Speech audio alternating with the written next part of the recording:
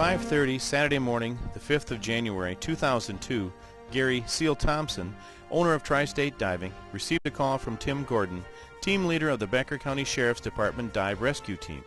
He stated that a number of vehicles and trailers associated with the weekend WSA Pro Ice Race had just plunged through the ice on Big Detroit Lake near the Holiday Inn east of the public access, and asked if Tri-State Diving would be the private contractor for the salvage operation and wanted our crew on site as soon as possible.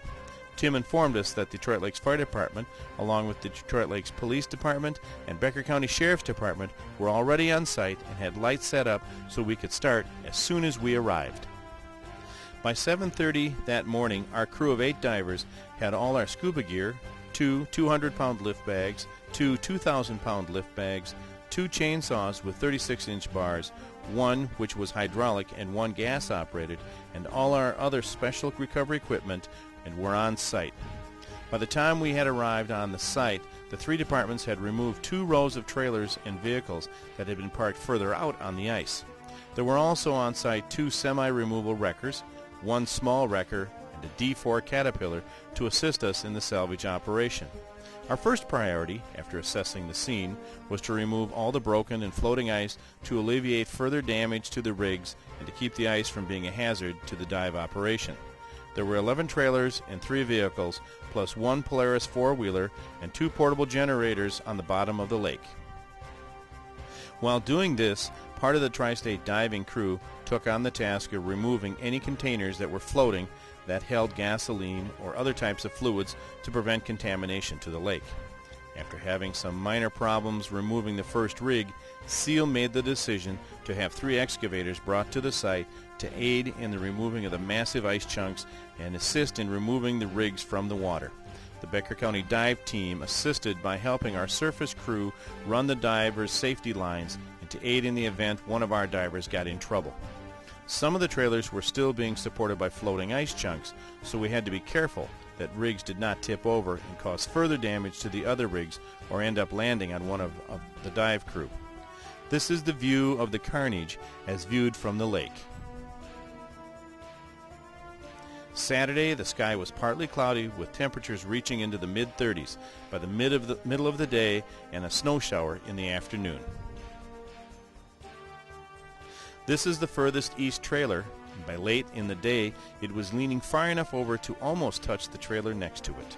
We cut the ice on the back corner to allow it to level out, which took about an hour for it to settle to the bottom.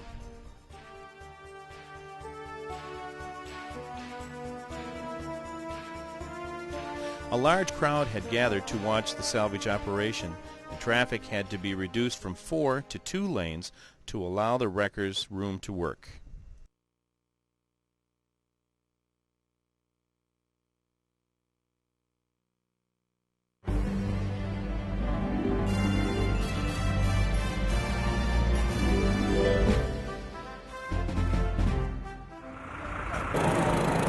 Said the trailers going down.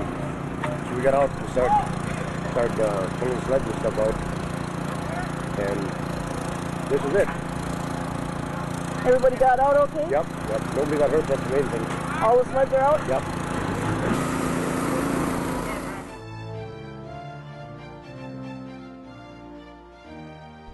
Looking at the side of this trailer shows some of the damage the ice did to the trailer as it settled to the bottom.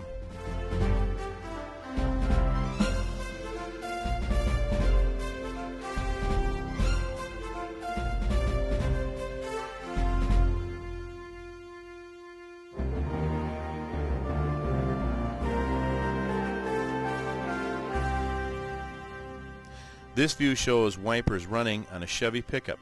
They continue to operate most of the day.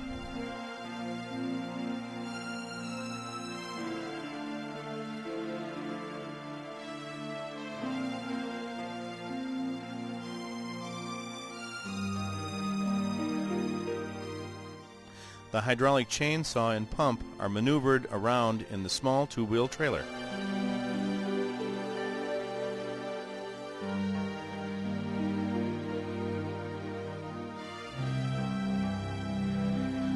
Here, a diver is hooking up a cable to a trailer so it can be pulled on by one of the wreckers.